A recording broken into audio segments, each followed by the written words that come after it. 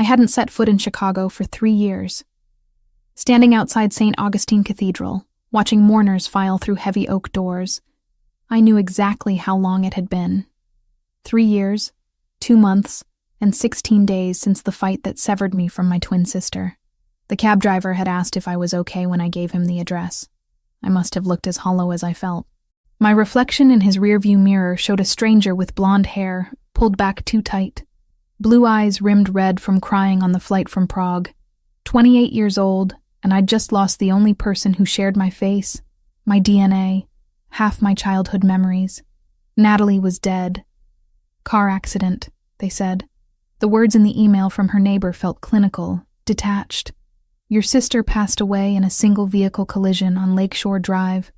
Funeral services Friday at 2. I should have been here sooner. Should have answered her calls 6 months ago. Should have forgiven her for falling in love with a man whose world I couldn't stomach. But pride is a poison that works slowly, and now I'd never get the chance to tell her I was sorry. The cathedral steps were crowded with people I didn't recognize. Expensive suits, designer dresses, the kind of polished crowd that didn't belong at the funeral of a woman who used to steal my clothes and eat cereal straight from the box. These weren't Natalie's people. At least, not the Natalie I remembered.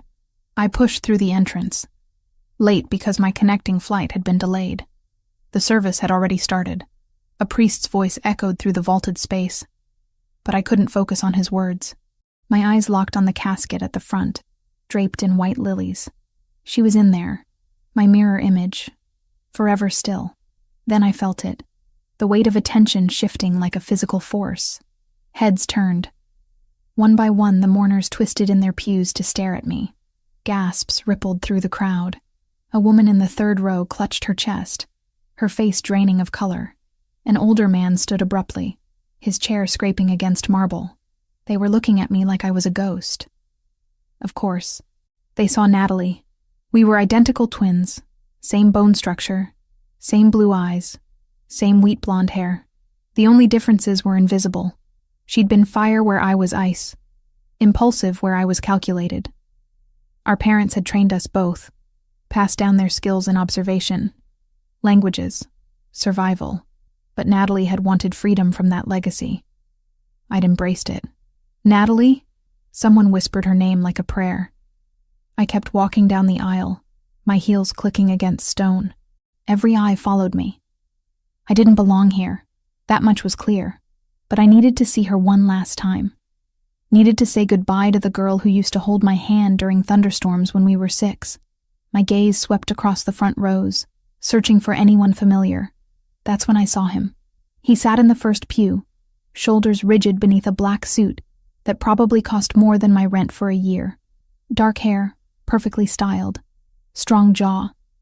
The kind of profile that belonged on Roman statues.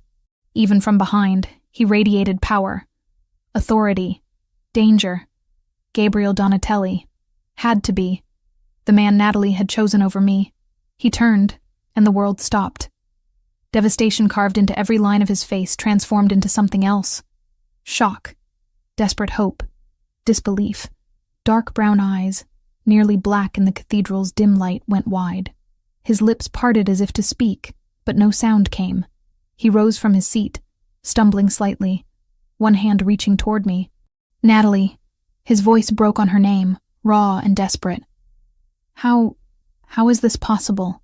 The pain in his voice gutted me. He thought she was alive. He thought I was her, standing here when she should be in that casket. Everyone in the cathedral held their breath, waiting for the impossible. I stopped 3 feet away from him, close enough to see his hand trembling as it reached for me. Close enough to see tears gathering in his eyes. Close enough to watch hope and grief war across his features. "I'm not Natalie," I said quietly, my voice steady despite the chaos. "I'm her sister. Her twin sister." The words hit him like a physical blow. His reaching hand froze in midair, then slowly lowered. The desperate hope in his eyes died, replaced by crushing realization, then confusion. Then something harder. Sister. He said the word like he was testing it, trying to make sense of reality. Twin sister. Identical, I confirmed, watching him process this. "My name is Lauren Cooper." Natalie never mentioned me? Something flickered across his face. Pain. Betrayal. She said her parents were dead. No siblings. No family. His jaw clenched. She never mentioned you. Around us, whispers exploded. The crowd had gone from watching a miracle to watching a revelation. I could feel their eyes boring into me. Could hear fragments of conversation in multiple languages. My training kicked in automatically. Cataloging reactions. Measuring threats. We had a falling out, I said, forcing myself not to back away from his intensity. 3 years ago. When she told me about you. His dark eyes searched mine, looking for Natalie in my features and finding someone else entirely. You're real. You're not. He stopped himself, closed his eyes briefly. When he opened them again, the devastated man had been replaced by something colder, more controlled. We need to talk, after. I came for my sister's funeral, not after, he repeated, and it wasn't a request. He pulled a card from his jacket pocket and pressed it into my hand. 1 hour. The address is on there. Come alone, or don't come at all. He turned back to the service before I could respond, sitting down with rigid control, but I'd seen his hands. They were shaking. I forced myself to look away, to focus on the casket, made it to the 3rd row before my legs threatened to give out, slid into an empty space beside an elderly woman who crossed herself and muttered something in Italian. The priest continued speaking, but I caught fragments of whispered conversations around me, phrases in English, Italian, languages I recognized from my work as a translator. Does he know about the twin? How did she hide this? Look at his face. He's destroyed all over again. I studied the mourners while pretending to listen to the eulogy. There were too many of them, first of all. Natalie had been a free spirit, a photographer who traveled light and kept few friends, yet the cathedral was packed. Second, the security. I counted at least 6 men positioned at intervals along the walls, their jackets cut to conceal weapons. They weren't looking at the priest. They were scanning the crowd, watching exits, communicating with subtle hand signals. This wasn't a normal funeral. This was a fortress. My eyes drifted to conversations happening in hushed tones. A man in the 5th row was speaking rapid Italian to his companion, and I caught the words accident and Albanese and too convenient, Albanian. That sent ice through my veins. The Balkan mafias were notoriously brutal. If they were involved in Natalie's death, then this wasn't an accident at all. I leaned forward, straining to hear more. The man continued, mentioning Lakeshore Drive, brake lines, and something about a message. My translator's brain assembled the pieces automatically. They were discussing sabotage, murder. Someone had killed my sister. The service ended in a blur. People filed out to the reception hall attached to the cathedral. I stayed rooted in my seat, staring at the casket as workers prepared to move it. My hands trembled in my lap. I'd suspected something was wrong from the moment I read that email. Natalie was an excellent driver, paranoid about maintenance after our father had drilled vehicle safety into us as kids. A single vehicle collision on a straight stretch of road? It didn't add up. Miss Cooper? I turned to find an older man with silver hair standing in the aisle. His movements were careful, respectful, but his eyes held warning. I'm Franco Rinaldi. I handle security for the Donatelli family. The Mafia family, you mean? Mr. Donatelli would like to speak with you, privately, away from here. His tone was gentle but firm. Please, for your own safety. My safety? You look exactly like a woman who was murdered 3 days ago. There are people in this church who might not immediately understand you're not her. People who might see you as a threat, or an opportunity, or... He paused. Please come with me. Mr. Donatelli is waiting. I looked back at Natalie's casket one last time, then at the card Gabriel had given me. Just an address. No name, no business. The kind of place that didn't advertise. I'll follow you in my own car, I said. I'm not getting into a vehicle with people I don't know. Franco's mouth twitched in what might have been approval. Smart. The address is the reception venue. Many people will be there.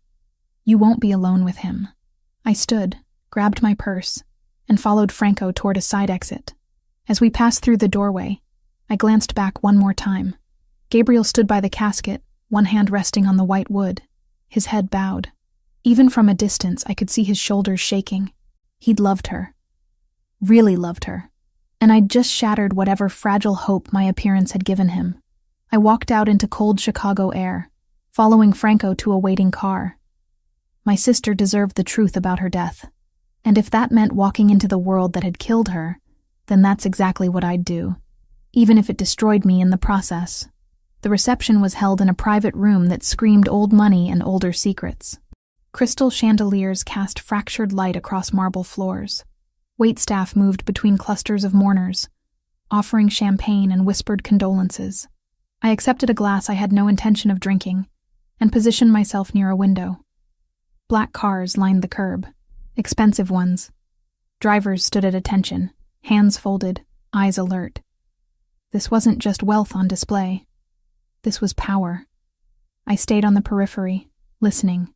People talked more freely when they thought you weren't paying attention. My father had taught me that. Listen first. Act later. You look just like her. A woman's voice, soft and sad. I turned to find someone around Natalie's age, with kind eyes and a tissue clutched in her hand. I'm sorry. I'm Rachel. I worked with Natalie at the gallery downtown. Gallery. That was new. She never mentioned working at a gallery. She started about 8 months ago. Photography exhibits mostly. Rachel's smile trembled. She talked about you once. Said she had a sister she missed. The words hit harder than they should have. She said that? Not in detail. Natalie was private, but I could tell it hurt her. Whatever happened between you two. Rachel glanced around nervously. She was scared the last few weeks. Jumpy. Kept checking her phone, looking over her shoulder. Did you tell the police? The police? Rachel's laugh held no humor. Gabriel Donatelli owns half this city. The police don't ask questions he doesn't want answered. Before I could respond, the room shifted. Conversations quieted. Heads turned. Gabriel had arrived, and he brought the temperature down with him. He moved through the crowd like a knife through water, people parting instinctively. Franco walked 2 steps behind. Gabriel's gaze found mine across the space, and he gave a subtle nod toward a door on the far side. I should go, Rachel said quickly. Be careful, okay? She disappeared before I could thank her. I made my way to the indicated door, acutely aware of the attention I drew. Being Natalie's ghost was exhausting. The door led to a smaller room, intimate and windowless. Gabriel stood with his back to me, staring at a painting. Franco flanked the entrance like a sentry. Close the door, Gabriel said without turning around. I did. The sound of the lock clicking felt ominous. You wanted to talk, I said, refusing to show nervousness. So talk. He turned slowly, and the grief I'd seen in the cathedral had been replaced by something harder. Controlled. You said you believe Natalie was murdered. Why? Because she was an excellent driver who maintained her vehicle obsessively. Because single-car accidents on straight roads don't happen without cause. And because I heard your people talking about Albanians and sabotage during the service. Something flickered in his expression. Surprise. You speak Italian. Among other languages. Translator. It's how I make a living. I crossed my arms. Your turn. Who are the Albanians and why did they want my sister dead? Gabriel moved to a sideboard and poured amber liquid into 2 glasses. He offered me one. I shook my head. The Kosovar organization, he said, taking a drink. They've been trying to move into Chicago territory for 2 years. Natalie became a target because she was close to me. You mean because she was your fiancée? Yes. He set down the glass with precise control. She knew the risks. I warned her what this life meant, and she stayed anyway. The bitterness in my voice surprised me. That sounds like Natalie, always running toward the fire. She was brave. She was reckless. I met his dark eyes. There's a difference. Gabriel studied me with unsettling intensity. You are nothing like her. Finally, something we agree on. When Natalie spoke, it was with passion, fire. Emotion ruled her decisions. You. He stepped closer, and I refused to back away. You calculate. You observe. You weaponize silence. Is that an insult or a compliment? An observation. He was close enough now that I could smell his cologne. Something expensive and cedar dark. One that makes me wonder why she never mentioned having a twin. Especially one trained to disappear. My blood went cold. What? You move like someone taught you to avoid detection. You position yourself near exits. You listen more than you speak. Those are not natural instincts, Miss Cooper. They're survival skills. His head tilted slightly. Who taught you? I should have lied. Should have deflected. Instead, something in his directness pulled truth from me. Our parents. Before they died. And what were your parents? Careful. The corner of his mouth twitched. Almost a smile. I could have you investigated. Find out everything about you in 24 hours. Then why ask? Because I want to hear it from you. We stared at each other, locked in some unspoken battle of wills. Finally, I exhaled. They fled Russia in the 90s, started over here, taught us to protect ourselves, to leave no traces, to survive in a world that didn't forgive mistakes. Natalie rejected it. I embraced it. That's why she couldn't find you, Gabriel said, understanding dawning. She tried. Hired investigators. They found nothing. Because I didn't want to be found. The admission tasted like ash. I was angry, stubborn, and instead, you lost her. The words gutted me. I turned away, blinking back tears I refused to let fall. Are you trying to hurt me? Or does it come naturally? I'm trying to understand. His voice softened marginally. Natalie never spoke of you, yet she kept a photograph. One picture, hidden in her jewelry box. 2 blonde girls, maybe 6 years old, holding hands. I found it after she died. My breath caught. Halloween, dressed as matching princesses. Our mother had taken it the week before everything changed. She kept that? My voice cracked despite my best efforts. She did. Gabriel moved to stand beside me, not touching but present, which tells me that whatever happened between you, she never stopped loving you. And that you didn't come here just for answers. Of course I did. She was my sister. Then help me find who killed her. I turned to face him. You already know who killed her. The Albanians. I know who gave the order. I don't know who executed it, who tampered with her car, who watched her die. His jaw clenched. And I need to know before I can act. Act, I repeated. You mean retaliate. I mean justice. Your version of justice likely involves body bags and unmarked graves. He didn't deny it. Does that bother you? It should have. Normal people were bothered by violence, by vengeance, by the kind of justice that happened in shadows. But I wasn't normal. I'd been raised by people who understood that some threats required permanent solutions. No, I admitted quietly. It doesn't. Gabriel's expression shifted, something almost like respect crossing his features. Then work with me. Your skills, my resources. We find the truth together. And then what? I go back to my life and pretend this never happened? If you're smart, yes. I laughed, the sound harsh. I stopped being smart the moment I got on that plane to Chicago. Miss Cooper. Franco spoke from the doorway, his tone urgent. We have a situation. Gabriel's posture changed instantly, becoming something dangerous. What kind of situation? The kind that followed her here. My stomach dropped. What? Franco pulled out a phone, showed us security footage. Black sedan parked across from my hotel. 2 men visible inside, faces obscured. The timestamp showed them arriving 10 minutes after I'd checked in this morning. Albanian? Gabriel asked. Most likely. They've been stationary for hours. I processed this information with forced calm. They followed me from the airport, or they've been monitoring the funeral. Gabriel countered, waiting to see if anyone unexpected showed up. His dark eyes fixed on me. Which you did. So what? They know Natalie had a twin. How is that a threat? Because you're asking questions. Because you look exactly like the woman they killed. He pulled out his phone, typed rapidly. You're not going back to that hotel. Excuse me? Franco, take her to the house. North property, full security detail.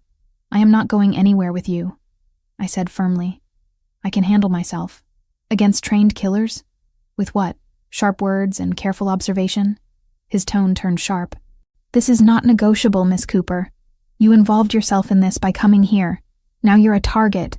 I can protect you or I can have someone clean up your body when they're finished. Your choice. The brutal honesty should have terrified me. Instead, something in me responded to it. The part that Natalie had shared. The part that recognized danger and ran toward it anyway. Fine, I said, but we do this my way. I'm not a prisoner, and I'm not helpless. I help investigate, or you can explain to the police how you let your dead fiancé's twin sister get murdered under your watch. Gabriel's eyes narrowed. Are you threatening me? I'm negotiating. For a long moment, we stood locked in silent combat. Then, impossibly, he smiled. A real smile. Small and sharp. Natalie never threatened me. She would beg, cry, seduce. You hold a knife to my throat and dare me to bleed. Is that a yes? That's a we'll discuss terms in a secured location. He gestured to Franco. Take her. I'll handle things here and meet you in an hour. Franco moved toward me, respectful but firm. I grabbed my purse and followed him out a side exit, away from the reception, away from witnesses.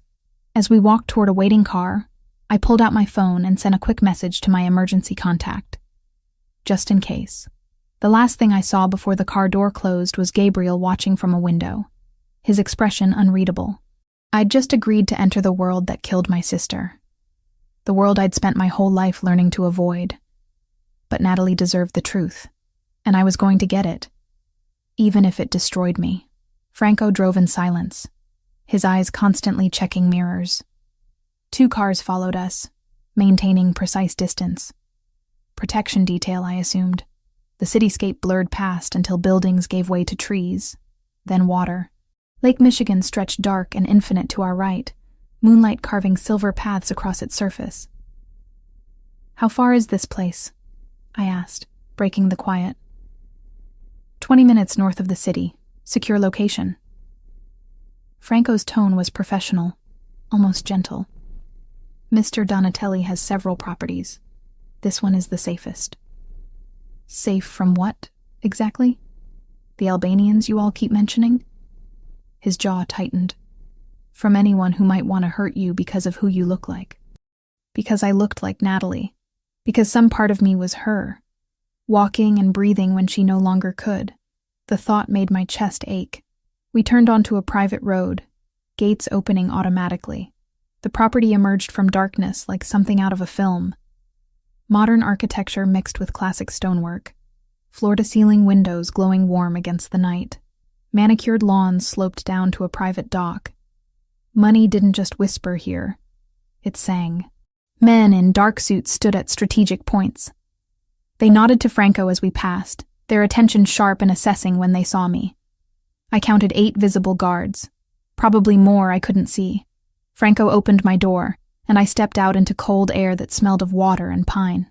Your luggage will be retrieved from the hotel and brought here. For now, let me show you inside. The foyer took my breath away. Marble floors, a staircase that curved like art, paintings that belonged in museums. But it was the photographs that stopped me cold. Natalie.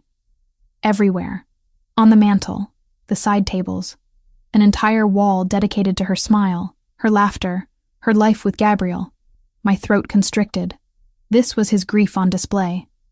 His love immortalized in frames. Mr. Donatelli keeps her memory close, Franco said quietly, noticing my reaction. He has not been the same since she died. They were together, how long? 2 years. She changed him, made him want to be better. Franco's expression softened with genuine affection. She was light in a dark world, and I was the shadow of that light, the painful reminder of what he'd lost. Franco led me upstairs, down a hallway lined with more art. He opened a door to a guest room that was larger than my entire apartment in Prague. King bed, sitting area, balcony overlooking the lake. Everything was cream and silver, elegant and impersonal. You'll be comfortable here. Bathroom through that door. Clothes in the closet if you need them. He paused at the threshold. There are guards outside, but they're for your protection, not to keep you prisoner. Mr. Donatelli will arrive soon. Until then, rest. You're safe here. The door closed with a soft click, leaving me alone with my thoughts and my sister's ghost. I explored the room with professional thoroughness. 2 exits, The door and the balcony. Windows locked, but not alarmed. Third floor, too high to jump, but possible to climb down if necessary. Old habits from childhood training, assessing every space for escape routes. The closet held women's clothing. Natalie's, I realized, touching soft fabrics in jewel tones. Emerald, sapphire, ruby. She'd always loved bold colors. I'd preferred neutrals, grays and blacks that helped me disappear. Even our wardrobes reflected who we'd become. Movement outside caught my eye. I moved to the window, careful to stay partially hidden. A car pulled up, and Gabriel emerged, followed by another man I didn't recognize. They spoke briefly, Gabriel's body language tense, authoritative. Then he looked up, directly at my window, as if he knew I'd be watching. Our eyes met across the distance. Even from here, I felt the intensity of his gaze. He disappeared inside. Minutes later, a knock on my door. "Come in," I called, already knowing who it was. Gabriel entered, and the room seemed to shrink around his presence. He'd removed his suit jacket, loosened his tie. Exhaustion lined his face, but beneath it, something harder remained. The grief-stricken fiancée from the funeral had been replaced by someone else entirely. Someone dangerous. "You settled?" he asked, closing the door behind him. As much as one can be when kidnapped by a Mafia boss. His mouth quirked. Rescued. The word is rescued. Semantics. He moved to the window, looked out at the dark water. This was Natalie's favorite room. She'd spend hours on that balcony, photographing the lake at different times of day. The information hurt. "You brought me to her room? It's the safest one. Best sightlines, reinforced walls, direct access to security." He turned to face me, though I suppose that wasn't the only reason. What was the other reason? Maybe I wanted to see if you'd react the same way she did. If you'd stand at that window and see what she saw. His dark eyes searched mine. But you don't. You cataloged exits, assessed threats, calculated risk. Even in grief, you're a survivor first. Is that criticism? It's admiration. He crossed to a dresser, opened a drawer, and pulled out a leather journal. I found this after the funeral, hidden in Natalie's things at the gallery. The police report on her accident is cursory at best. But this tells a different story. He handed me the journal. Natalie's handwriting covered the pages, familiar loops and curves that made my heart clench. I forced myself to focus on the words. Dates, times, descriptions of men following her, license plates, notes about conversations she'd overheard. My sister had been investigating something, documenting it with the same thoroughness our father had taught us. She was tracking the Albanians, I said, flipping through pages, trying to identify who was giving orders, who was making moves. Without telling me, Gabriel's voice held pain and anger in equal measure. She knew I would have stopped her, protected her. Instead, she played detective and got herself killed. She was trying to help you. She was trying to prove something. He moved closer, looking over my shoulder at the journal. Natalie always felt like she didn't belong in my world. Too soft, too innocent. She wanted to prove she could handle it. I found an entry dated 3 weeks before her death. The handwriting was shakier here. Urgent. She mentions a name. Silvio. Says he's been acting strange, taking calls he doesn't want overheard. Gabriel's entire body went rigid. "Show me." I pointed to the passage. Natalie had written about seeing Silvio meeting with someone at a restaurant downtown. A man she described as Albanian based on his features and language. They'd exchanged an envelope. "Silvio Moretti," Gabriel said, his voice dropping to something lethal. "My counselor. I've known him 15 years. Trusted him with everything.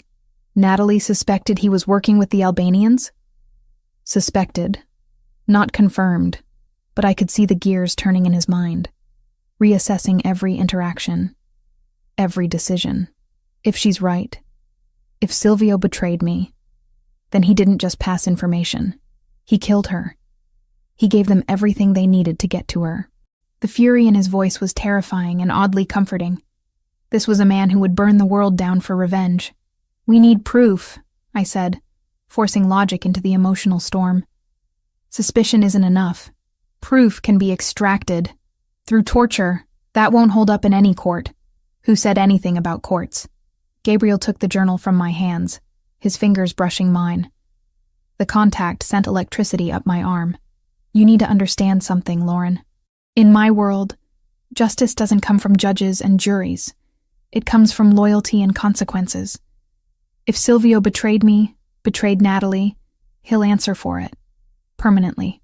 I should have been horrified. Should have argued for law and order and civilized solutions. Instead, I thought about my sister, terrified and alone in those final moments.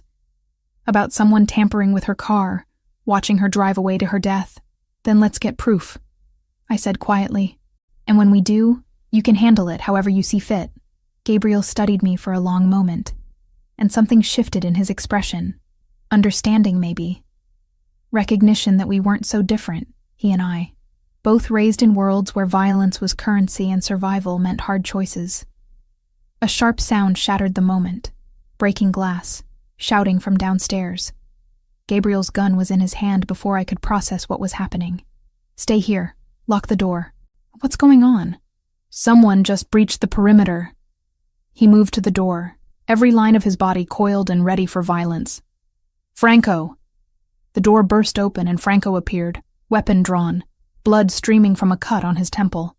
Albanians, 3 vehicles. They rammed the gate. Gabriel's expression went cold. How many? At least a dozen. Maybe more. Gunfire erupted from somewhere below. Glass shattered.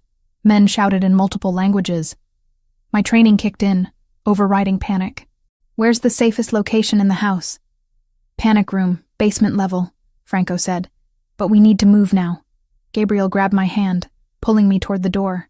His grip was firm, steady. Stay behind me. Don't stop for anything. We ran. The hallway was chaos. Smoke filled the air. Alarms shrieked. And somewhere below, men were dying. Gabriel kept my hand locked in his as we moved, Franco leading with his weapon raised. 2 of Gabriel's guards appeared from a side corridor, taking defensive positions. Cover the stairs, Gabriel ordered. No one gets past this floor. We descended a back stairwell I hadn't noticed earlier. The sounds of fighting grew more distant, contained to the front of the house. Gabriel's security was holding the line, buying us time. The basement was surprisingly modern. Concrete reinforced with steel, emergency lighting casting everything in harsh white. Franco led us to what looked like a wine cellar, but when he pressed his palm to a panel, a section of wall slid open. The panic room was exactly what I expected. Reinforced walls, surveillance monitors showing multiple angles of the property, emergency supplies, weapons, a fortress within a fortress. How long can we stay here? I asked as Franco sealed the entrance behind us. As long as necessary, Gabriel said, moving to the monitors. His jaw clenched as he watched his men engage the attackers. Though I don't plan to hide while my people fight. Your people are trained for this. You're more valuable alive than dead in some pointless shootout. His dark eyes cut to me. Pointless? Strategic, I corrected. You said yourself this is about loyalty and consequences.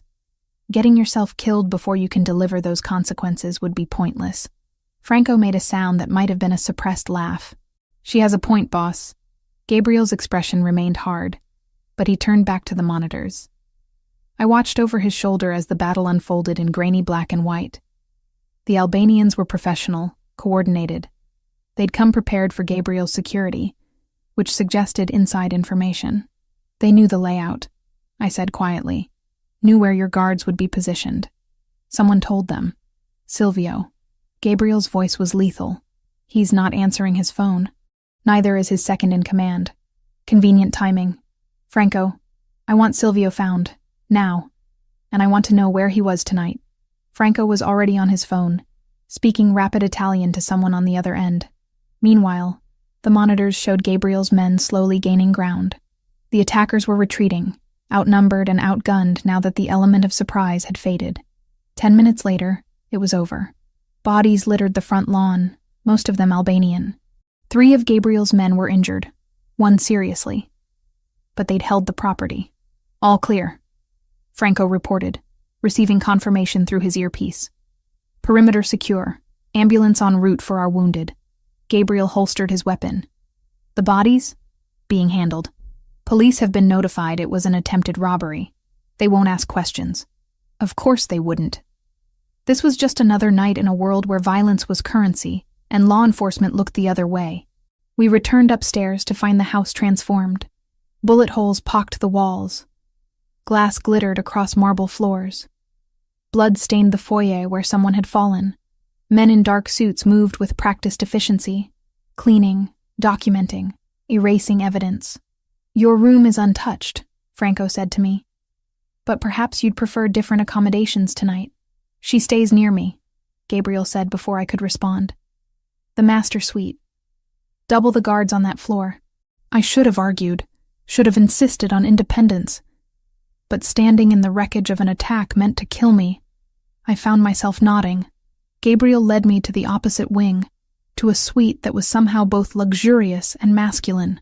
Dark woods, leather, floor-to-ceiling windows overlooking the lake. A California king bed dominated the space. "There's a sitting room through there," he said, gesturing to an adjoining door. "Couch converts to a bed. You'll have privacy." "Thank you." He moved to the windows, looking out at the water. Dawn was breaking, painting the sky in shades of amber and rose. We'd survived the night, but at what cost? "They'll come again," I said quietly. "The Albanians. If Silvio told them about me, they'll keep trying until I'm dead. Then we eliminate the threat before they get another chance." He turned to face me, exhaustion lining his features.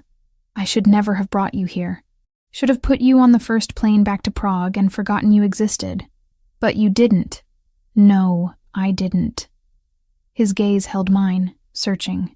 "Because you're the first person who understands. Who knows what it's like to lose someone and want vengeance more than breath. Who doesn't flinch at the ugly truth of what I am. And what are you, Gabriel? A monster who loved an angel. Who watched her die because I couldn't protect her. Who sees her face every time I look at you and knows I'm failing her all over again." The pain in his voice broke something in me. I crossed the space between us.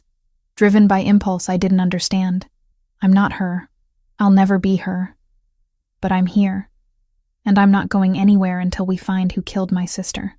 His hand came up, fingers tracing my jaw with devastating gentleness. "You look so much like her. Same face, same eyes. But when you speak, when you move, you're completely different.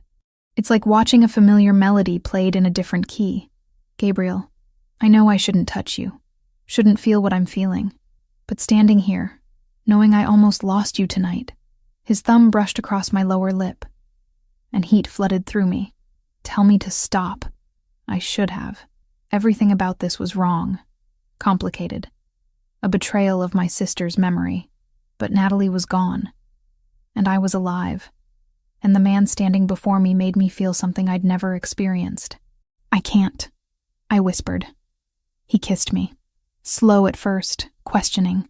Then deeper when I responded, his hand sliding into my hair, pulling me closer. I tasted coffee and grief and something desperately alive. My hands fisted in his shirt, needing anchor, needing proof that we'd survived. When we finally broke apart, both breathing hard, reality crashed back in. "That was a mistake," I said, even as my body screamed otherwise. "Probably." He didn't let go, but I don't regret it. We barely know each other. I know you're brave. I know you're smart. I know you loved your sister enough to walk into danger for answers. His forehead rested against mine. And I know that when I thought those bullets might reach you, I was more terrified than I've been since Natalie died. I pulled back, needing space to think. This is grief. Trauma. Two people clinging to each other because we're both broken. Maybe. Or maybe it's two people finding something real in the middle of hell. He let me go, stepping back. "Get some rest. We'll talk about Silvio when you wake up." "Where are you going?" "To deal with the aftermath. To make sure my men are cared for. To start hunting the bastard who betrayed us." His expression hardened. "And when I find him, I'm going to make sure he regrets every breath he took after selling out Natalie." He left before I could respond, leaving me alone in his suite, with the taste of him still on my lips, and questions I couldn't answer. I wandered into the sitting room, found the couch. Through the windows, the lake stretched endless and serene, indifferent to the violence that had unfolded on its shores. Somewhere out there, Silvio was hiding. Somewhere out there, the Albanians were planning their next move. And somewhere in this complicated mess, I was falling for the man who'd loved my sister first. I pulled out my phone, scrolled through old messages from Natalie. Most were years old before our fight. Pictures of her smiling, voice memos of her laughter, evidence of a life lived fully. One message caught my attention, sent 6 months before she died. I met someone, Lore. Someone incredible and terrifying and completely wrong for me. If you were here, you'd tell me to run. But I think I'm going to stay and see where this goes. I hope someday you'll forgive me enough to meet him. She'd been talking about Gabriel, about falling in love despite knowing the danger, about choosing to stay anyway. And now I was following her path, step by terrible step. A soft knock interrupted my thoughts. Franco stood in the doorway, carrying a tray with coffee and pastries. Thought you might need this. It's been a long night. Thank you. I accepted the coffee gratefully. Franco, can I ask you something? Of course. Gabriel and Natalie. Were they happy? He considered the question carefully. They were complicated. She brought light to his darkness, but she was also frustrated by the limitations of his world. He loved her desperately, but struggled to let her be independent. They fought about it often. About her investigating the Albanians. About everything. She wanted to prove herself capable of surviving his world. He wanted to keep her sheltered from it. Franco's expression softened. In the end, neither got what they wanted. But yes, beneath the complications, they were happy. And now I'm here, looking like her ghost, complicating everything. You're not complicating anything, Miss Cooper. You're giving him something I haven't seen since she died. Hope. Franco headed for the door, then paused. For what it's worth, I don't think you're a ghost. I think you're exactly who you are. And maybe that's what he needs instead of a memory. He left me with those words, and a tray of food I couldn't eat. Outside, the sun climbed higher. I'd come to Chicago for answers about Natalie's death. Instead, I'd found myself tangled in the same dangerous web that had killed her. And worse, I was starting to understand why she'd stayed. I woke to the sound of raised voices. For a disoriented moment, I forgot where I was. Then reality crashed back. Gabriel's house. The attack. The kiss that shouldn't have happened. I checked my phone. 2 p.m. I'd slept for hours. The voices were coming from downstairs. I recognized Gabriel's tone. Controlled fury barely leashed. I moved to the door, cracked it open enough to hear. I don't care what excuse he gives. Gabriel's voice carried up the stairwell. Silvio knew about the attack. His phone records show calls to known Albanian operatives. Boss, he's asking to meet. Says he can explain everything. That was Franco, measured and careful. It's a trap. Probably. But he claims he has proof the Albanians are planning something bigger. Silence stretched. Then Gabriel spoke, his voice colder than I'd ever heard it. Set it up. Neutral location, full security. And Franco? Whatever happens, Silvio doesn't walk away. I dressed quickly in clothes from the closet. Black jeans that fit surprisingly well. A charcoal sweater. Natalie's clothes, I realized. We'd always been the same size. Gabriel was in his office when I found him, standing at the window with his back to the door. He didn't turn when I entered, but his shoulders tensed. You heard, he said. Statement, not question. Hard not to. You weren't exactly quiet. I wasn't trying to be. He finally faced me, exhaustion carving lines around his eyes. Silvio wants to meet tonight, claims he has information, and you think it's a trap. I know it's a trap. The question is whether the information is worth walking into it. He moved to his desk, pulled up security footage on his computer.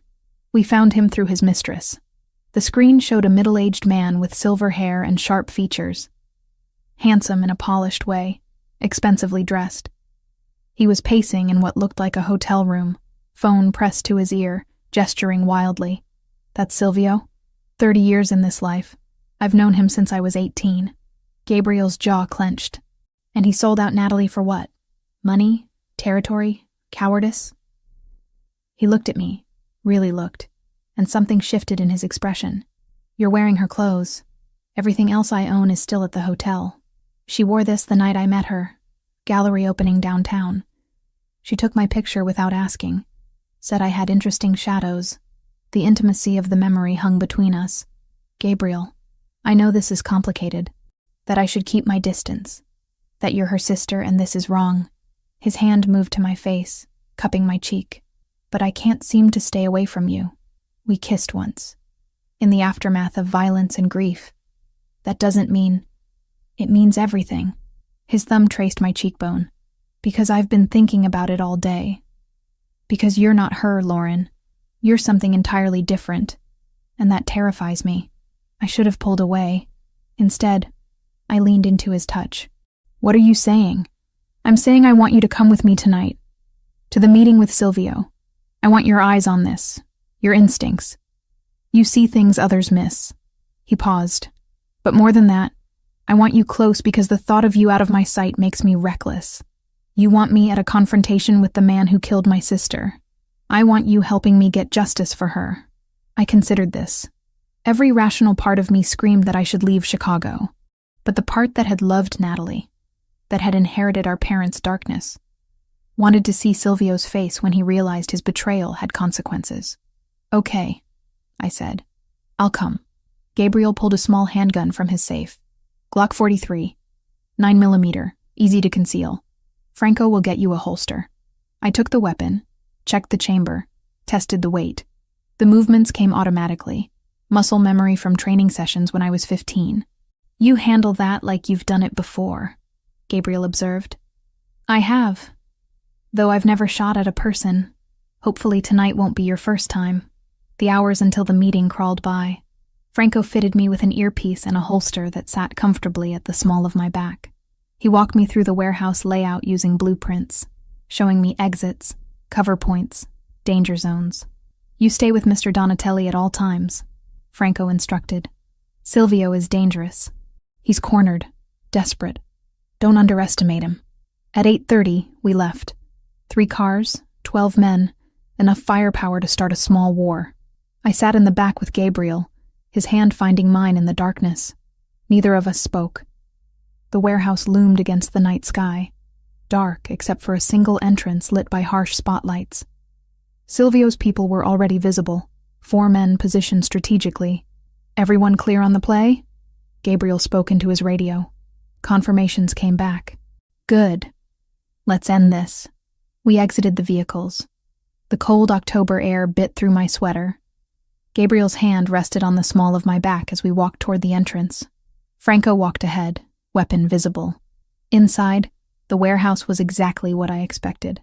Concrete floors, rusted equipment, the smell of old oil and decay. Silvio stood in the center under a hanging work light, looking smaller than he had on the security footage. Older. Frightened beneath the expensive suit. Gabriel, his voice carried across the empty space. Thank you for coming. Give me one reason I shouldn't kill you right now. Gabriel's tone was conversational, which somehow made it more terrifying. Because I can give you Victor Castrati, the Albanian boss, location, schedule, vulnerabilities, everything you need to end this war before it destroys you. And why would you do that? You've been working for them. I've been surviving. They approached me a year ago, threatened my family. I gave them information to keep them safe. But they went too far. Silvio's eyes drifted to me, and genuine pain crossed his face. I never wanted Natalie dead. That wasn't supposed to happen. But it did. Gabriel's voice dropped to something lethal. Because you gave them everything they needed to get to her. They said they just wanted leverage. I swear, Gabriel, I didn't know they'd kill her. His voice broke.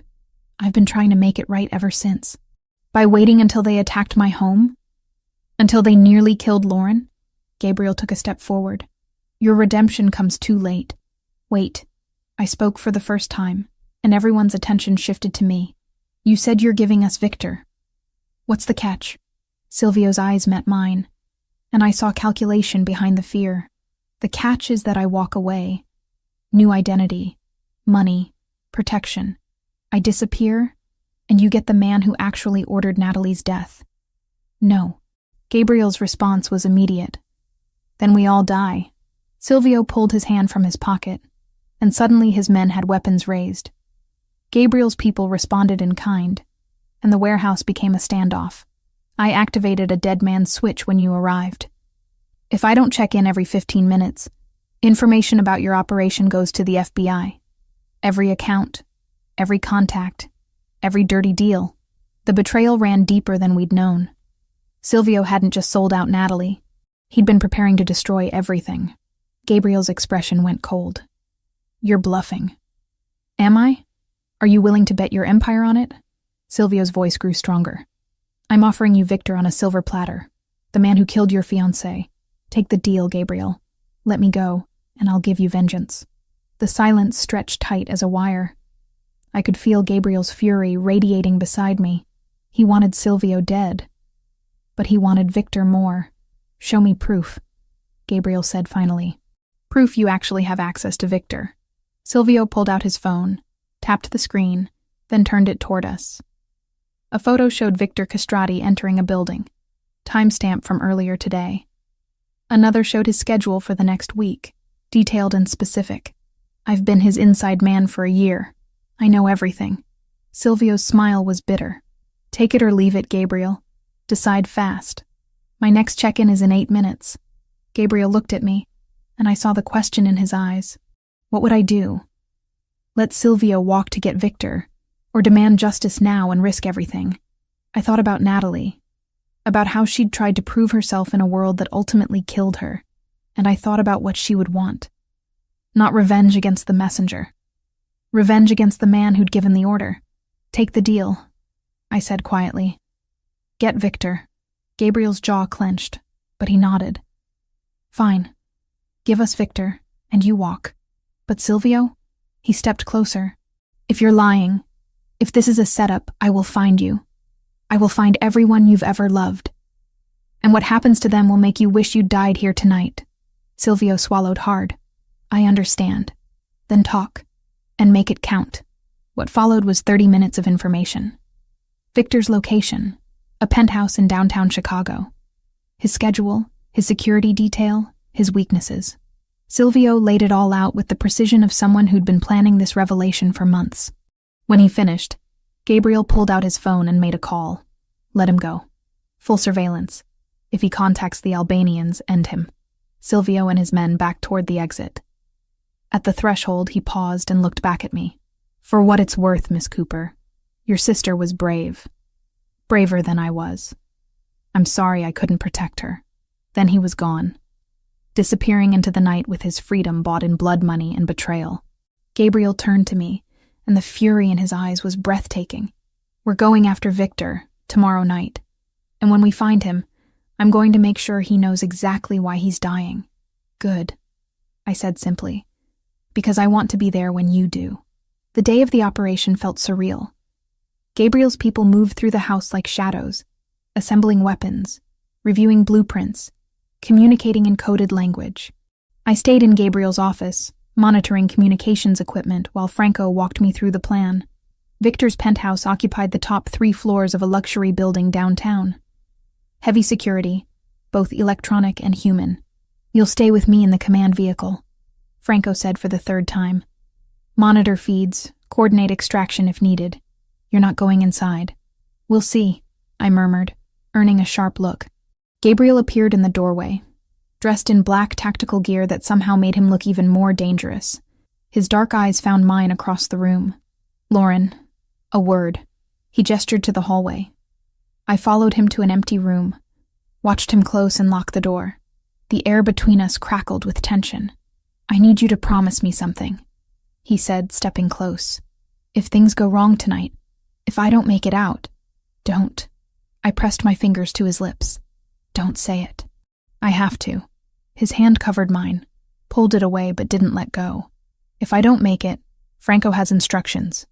Money, protection, everything you need to disappear. Go back to Prague. Just survive. Gabriel, these past days with you, they've reminded me what it feels like to want something beyond revenge, to imagine a future that isn't just blood and darkness. His hand cupped my face. Natalie loved me, but she never understood this life. You, though, you understand the darkness because you carry it too. We barely know each other. It's not. His forehead rested against mine. You're not her shadow, Lauren. You're your own light. Sharper, colder, more dangerous. And it terrifies me how much I want that. I kissed him. Hard and desperate, pouring every complicated feeling into it. He responded instantly, backing me against the wall, hands tangling in my hair. The kiss deepened, became something consuming. When we finally broke apart, both breathing hard, reality settled back in. Come back alive, I whispered.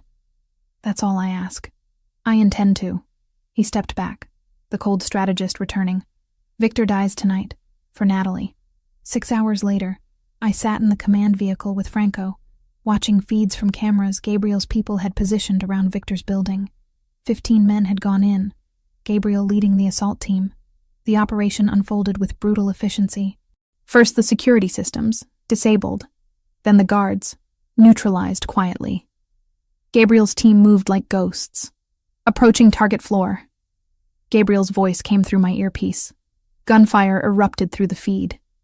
Victor's personal security had been waiting. The screens showed chaos, muzzle flashes in the darkness, men falling. Gabriel, report, Franco barked. Static. Then, taking heavy fire. Victor's in the wind, heading for his private elevator. Block it. Don't let him reach the garage. More gunfire. Then I saw it. A secondary feed showing the garage level. A black SUV pulling up, engine running. Victor's escape route. Franco, look, I pointed. He's going to get away. Franco cursed. Boss, Victor's got a vehicle in the garage. You need to move now. Copy. Pursuing. But I could see what Franco couldn't. Gabriel's team was pinned down. By the time they fought through, Victor would be gone. I made a decision my father would have hated.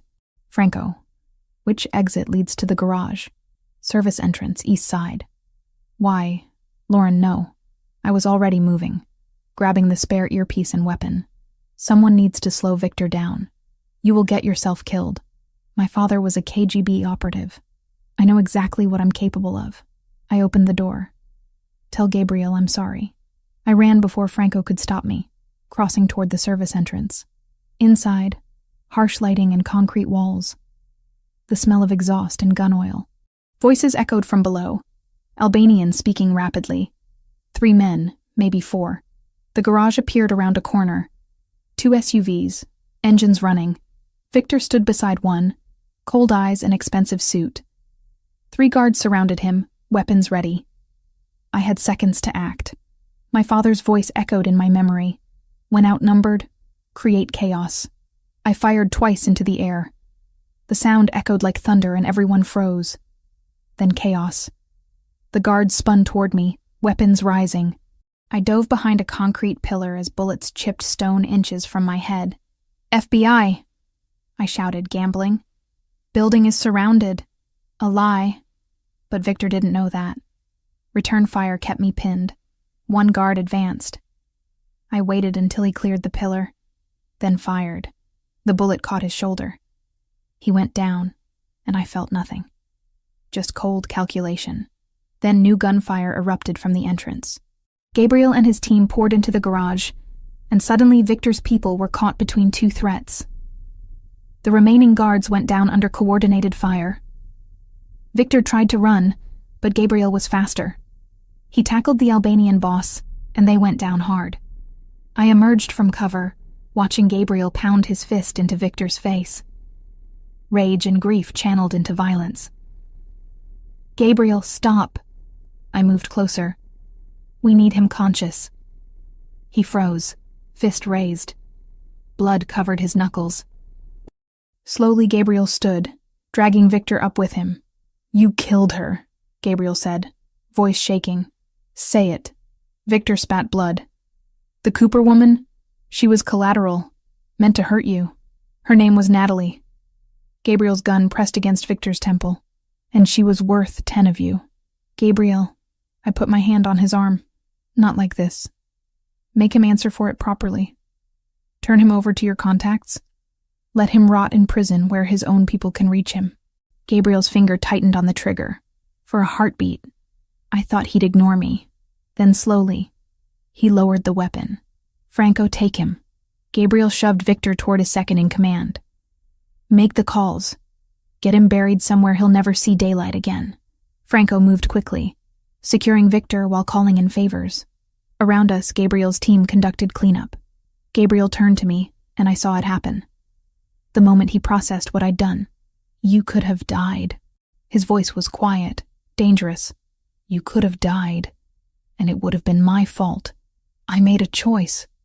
Victor was escaping. Not you!" The words exploded from him. "I can't lose someone else. I can't watch someone else I care about bleed out because of this life. But you didn't. I'm fine." He pulled me against him, holding tight. "Don't do that again. Don't make me choose between revenge and keeping you safe." "Okay," I whispered. "I promise." We stood like that while his team worked around us. Eventually, Franco approached. "Boss, we need to move. Police will be here in 10 minutes. Gabriel released me slowly. "Lauren rides with me." The drive back was silent. Gabriel's hand found mine in the darkness, trembling. Not from fear. From the aftermath of violence. From nearly losing control. From having to choose. Back at the house, his people melted away. Gabriel led me upstairs to his suite, into the bathroom where he turned on the shower and just stood there, staring at nothing. "Let me help," I said quietly. I helped him remove the gear, the weapons, the vest. Beneath it all, bruises were already forming. A graze on his ribs where a bullet had come too close. "This needs cleaning," I said. "It's fine." "It's not fine. Sit down." He obeyed. I found a first aid kit, cleaned the graze with careful efficiency. My hands didn't shake. "That would come later. You're good at this," Gabriel observed. "I've had practice." "Your parents really were operatives." "Yes, they taught us everything. How to survive, how to disappear, how to do what's necessary." I taped a bandage over the wound. "How to live with the consequences of hard choices." "And can you live with what you did tonight?" I met his eyes. "I don't know yet. Ask me tomorrow." "Tomorrow." He pulled me close, buried his face in my hair. "Tomorrow we figure out what comes next. Tonight, I just need you close." I leaned into him, and we stayed like that while water ran in the shower, steam filling the room. Outside, the lake was dark and peaceful.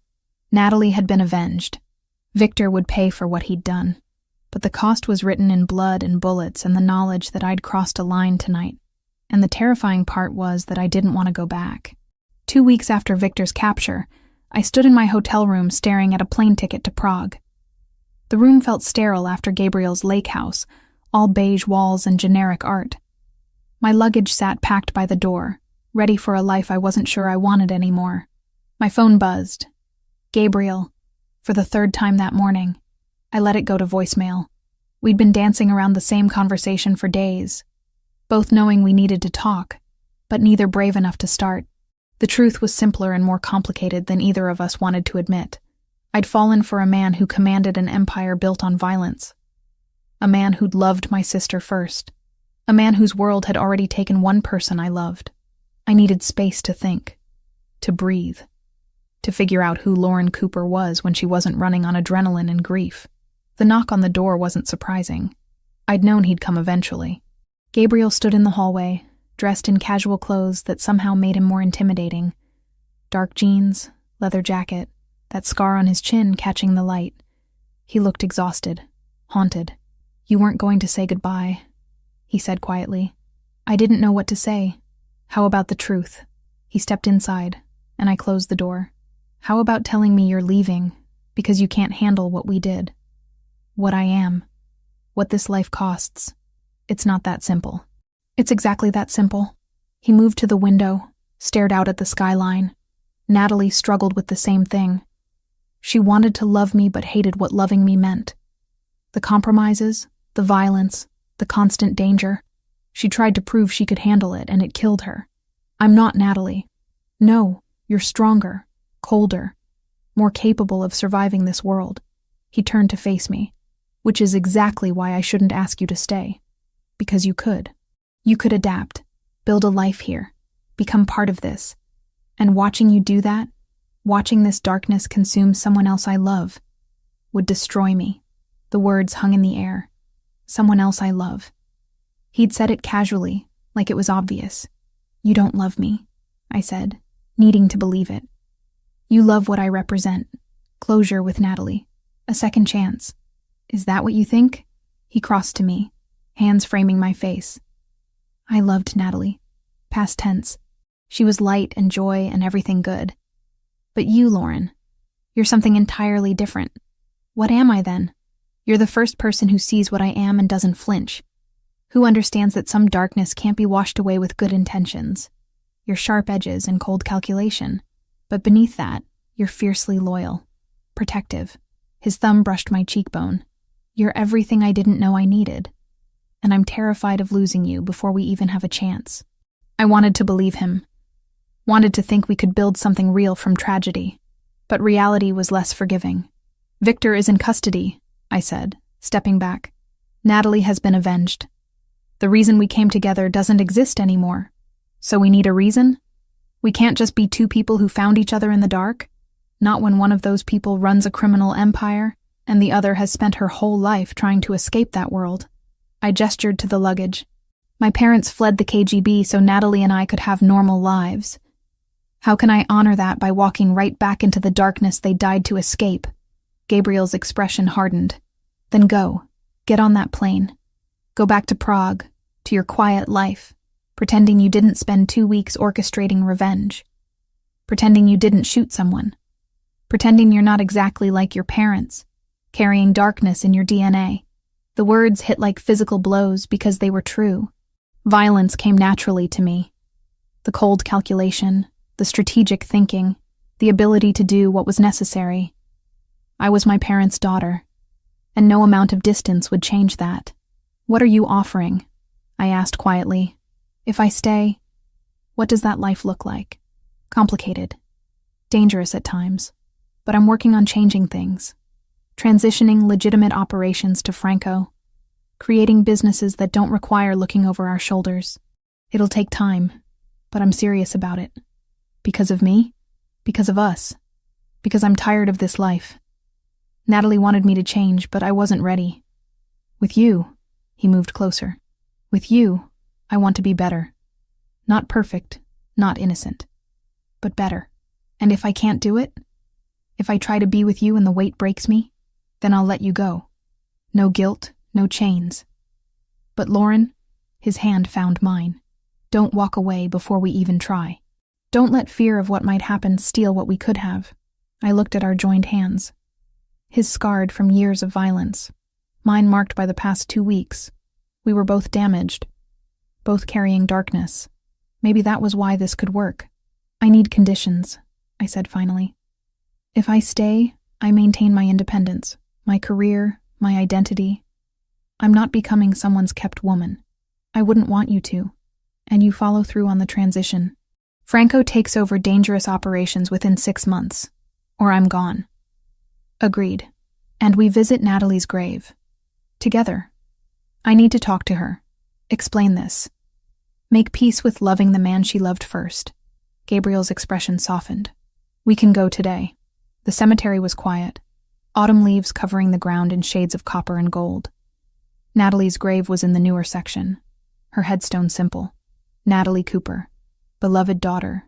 Sister. Fiancée. Gabriel stood beside me, his hand finding the small of my back.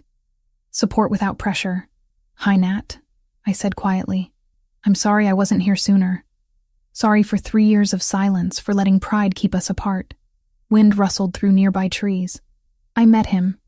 Gabriel. The man you loved. I glanced at him. You were right. He's worth the risk. Worth the complications. I didn't understand that before, but I do now. I loved her, Gabriel said, speaking to the stone. But I wasn't good enough for her. Wasn't ready to be what she needed. I failed her, and I'm sorry. Tears tracked down my face. I'm going to try, Nat. To be with him. I need you to be okay with that. I need to believe you'd understand. The wind picked up, and somewhere a bird called. It felt like permission. Gabriel pulled me against his side. She'd want you happy. She'd want both of us to find something good from all this pain. You think so? I know so. Natalie was many things, but she wasn't vindictive. She loved you. That doesn't stop just because she's gone. We stood there for long minutes. Finally, I placed flowers on the grave, white lilies like the ones at her funeral. I'll come back, I promised. I'll tell you how it goes. You won't be forgotten, Nat. Not by me, not by him. You'll always be part of our story. As we walked back to the car, Gabriel's arm around my shoulders, I felt something shift. Acceptance. The past couldn't be changed. Natalie was gone, and two people who'd found each other through tragedy were choosing to see if love could grow in darkness. Where to? Gabriel asked as we reached the car. I looked back at Natalie's grave one last time, then at the man beside me. Home, I said simply. Take me home. He understood. Not my hotel, not Prague. Home to the lake house, to the life we were choosing to build together. The drive back was quiet, comfortable. Gabriel's hand found mine across the console, and I didn't pull away. This was my choice, my risk, my leap into the unknown. And for the first time since arriving in Chicago, I felt something beyond grief and anger. I felt hope, fragile and frightening, but undeniably real. The lake house appeared through the trees, windows glowing warm. Franco stood on the porch, but he smiled when he saw us. "Welcome back, Miss Cooper," he said. "Your room is ready. Though I suspect you'll be needing different accommodations now." "Franco," Gabriel warned, but there was no heat in it. "What?" "I'm just saying what everyone's thinking." Franco's expression turned serious. "For what it's worth, I'm glad you stayed. Boss needs someone who isn't afraid to challenge him." "That's the plan," I said. Inside, the house felt different. Less like a monument to Natalie, and more like a place that could hold new memories. Her photos were still there, still honored, but they didn't dominate. Gabriel had made changes, creating space for me without erasing her. "I'll have your things moved from the hotel tomorrow," he said, leading me upstairs. "But tonight, I just want you here. Want to know you're safe, that you're staying, that this is real." We reached the master suite, and he paused. "Last chance to change your mind. To say this is too fast, too complicated, too much." I kissed him instead of answering. Slow and deep, pouring certainty into it. When we finally broke apart, he rested his forehead against mine. "I'll spend the rest of my life proving you made the right decision." "Good," I whispered, "because I'm going to hold you to every promise you made today." Outside, the lake reflected the rising moon, dark and peaceful. Tomorrow would bring challenges, complications, the hard work of building something new from broken pieces. But tonight, for the first time since Natalie's death, I felt like I was exactly where I belonged. In the darkness, finding light. In the grief, finding love. In the ending, finding a beginning. Based on the outline and the style of the previous transcriptions, here is part 8. 9 months had passed since I'd chosen to stay. 9 months of watching Gabriel slowly transform from a man who ruled through fear into someone building something legitimate. The transition wasn't easy or clean, but it was real. Tonight was the culmination of everything. A charity gala at the Four Seasons, benefiting victims of organized crime. The irony wasn't lost on anyone. Gabriel Donatelli, former Mafia boss, now funding programs to help people escape the life he'd once commanded. I stood in front of the mirror, adjusting the emerald dress Gabriel had chosen. 6 months pregnant, my body had changed in ways I was still adjusting to. The baby kicked, reminding me that everything we'd built had become tangible, real, impossible to walk away from. "You look beautiful," Gabriel said from the doorway. He wore a tuxedo that made him look dangerously handsome, though his eyes were softer now. Fatherhood suited him, even before our daughter arrived. "I look like I swallowed a basketball. You look like everything I never knew I wanted." He crossed to me, hands settling on my swollen belly. "Are you sure you're up for tonight? We can skip it if you're tired. And miss watching Franco officially take over? Not a chance." Tonight's event served dual purposes.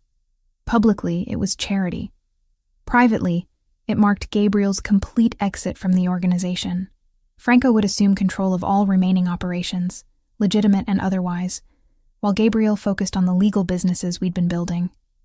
The ballroom glittered with Chicago's elite. Politicians, businessmen, socialites who'd once feared Gabriel now sipped champagne beside him, pretending the past didn't exist. Money had a way of buying amnesia. Franco approached, looking uncomfortable in his tuxedo. "Boss, everything's ready. Contracts are signed, transfers are complete. As of midnight, it's all mine. Not boss anymore," Gabriel corrected gently. "Just Gabriel. You're the one they answer to now." Franco's expression was complicated. Pride and apprehension mixed together. "You sure about this? Walking away completely? I'm building something better. For her. For our daughter." Gabriel's hand found mine. "The old life is yours. Make it whatever you want it to be. I'll make you proud." "You already have." I excused myself to use the restroom, navigating through the crowd with the gracelessness of late pregnancy. The hallway was quieter, and I took a moment to breathe, pressing a hand to my lower back.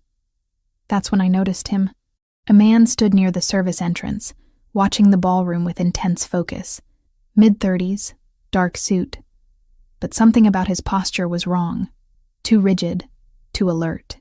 His hand kept drifting to his jacket, and I recognized the gesture. He was armed. My training kicked in despite months away from that world. I observed without seeming to, noting details. The slight bulge under his jacket, the way he tracked Gabriel's movements, the Albanian accent I caught when he spoke into a phone. Victor's cousin. Had to be. Silvio had warned us there were relatives who might seek revenge, but we'd thought we'd neutralized the threat. I moved quickly, circling back toward the ballroom. Found Franco first. Threat. Service entrance. Albanian. Armed. Watching Gabriel. Franco's expression hardened instantly. "Get to Gabriel. Now. Don't let him out of your sight." I pushed through the crowd, pregnancy making me slower than I wanted.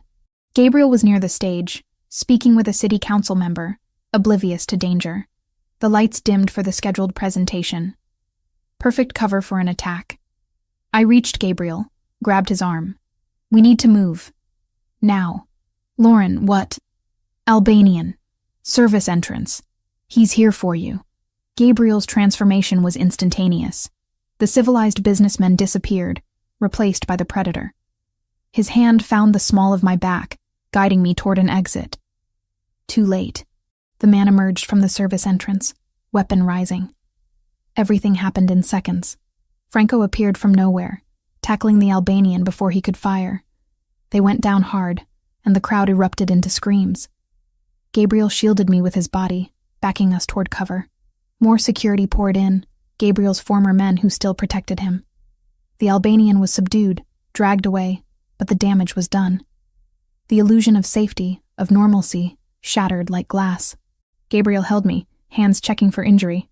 "Are you hurt? Is the baby—" "We're fine, I'm fine." But my hands were shaking now, adrenaline catching up. "How did he get in? Your security?" Was focused on external threats. He came as catered staff. Gabriel's jaw clenched. "This is my fault. I should have been more careful. This is Victor's cousin's fault. And it's over now." I pressed his hand to my belly where our daughter kicked. "We're alive. We're together. That's what matters." Police arrived, asking questions we'd answered 100 times before. Former associates vouched for Gabriel's reformed status. The Albanian was taken into custody, and slowly, the chaos settled. In the aftermath, we stood on the hotel balcony overlooking the lake. The same lake we'd stared at from Gabriel's house months ago. Dark and peaceful. And indifferent. "Maybe Franco should handle everything," Gabriel said quietly. "Maybe I'm fooling myself thinking I can build something clean from this. You already are building it. One foundation at a time." I leaned into him. Tonight was one man's vendetta. Tomorrow is a foundation helping abuse survivors. A scholarship program. Legitimate businesses employing people who need second chances. That's your legacy now. Our legacy. His hand covered mine on my belly. Her legacy. Speaking of which, we need to finalize her name. I thought we agreed. Natalie. I'd suggested it weeks ago. And Gabriel had cried. Not from grief this time, but from something gentler. Gratitude that I wanted to honor my sister this way. Natalie Cooper Donatelli, I said, testing it. Our daughter, carrying both our pasts into a better future. She'll be extraordinary, just like her mother. 3 weeks later, I sat in the same hospital where I'd once translated for victims of violence, now giving birth to hope made flesh. Gabriel held my hand through every contraction, every push, every moment of pain that led to something beautiful. When they placed our daughter in my arms, tiny and perfect and ours, I looked at Gabriel and saw tears streaming down his face. She has your eyes, he whispered, blue like the lake, and your stubborn chin. I traced the line of her jaw. Natalie, meet your father, the man who loved your namesake and chose to become better. Meet your mother, Gabriel added, kissing my forehead. The woman who saved me when I didn't know I needed saving. Later, when visitors had gone and the room was quiet, Gabriel pulled out his phone and showed me a photo. Natalie's grave, now marked with fresh flowers and a small plaque. Aunt Natalie, it read. Forever loved, never forgotten. I went this morning, he explained. Told her about the baby, about you, about how we're trying to build something good from all the pain. What did she say? Nothing. Everything. The wind blew, and it felt like permission, like she was telling us to stop looking back and start looking forward. I held our daughter closer, breathing in her newborn scent. Forward then, toward whatever comes next. Together, always. Outside, the sun rose over Chicago, painting the sky in shades of gold and rose. A new day, a new beginning, a new life built from darkness and grief, and the stubborn choice to try. Natalie Cooper Donatelli slept peacefully in my arms, unaware that she was the bridge between past and future. The proof that sometimes the most broken people could create something whole. That love could grow in the darkest soil and bloom into something extraordinary. And somewhere, I like to think, my sister smiled.